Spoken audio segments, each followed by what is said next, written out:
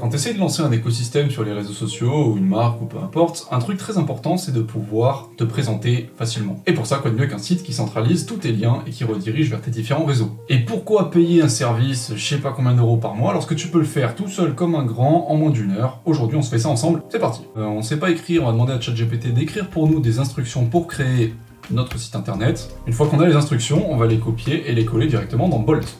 Et voilà. Pendant que Bolt est en train de préparer notre site internet, on va pouvoir directement acheter le nom de domaine pour que le site puisse s'appeler lapinpuissant.com ou autre. Hop. Moi personnellement, j'utilise OVH. C'est français, donc c'est cool. On revient sur Bolt, on regarde ce qu'il nous a préparé, petits ajustements qui vont bien s'il y a besoin. Une fois que c'est fait, on peut directement télécharger le code. Il y a du code! Ah non, pas ça!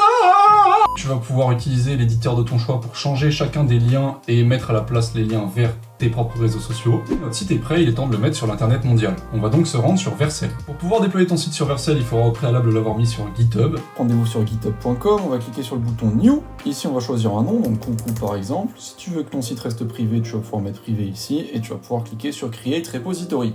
Bam! Une fois que tu as fait ça, tu vas pouvoir faire toutes ces commandes exactement les mêmes. Tu vas ouvrir le dossier de ton site dans un terminal et là, tu vas pouvoir mettre toutes tes mêmes commandes en remplaçant readme.md par point, tout simplement. Ensuite, on clique sur le bouton et on peut célébrer.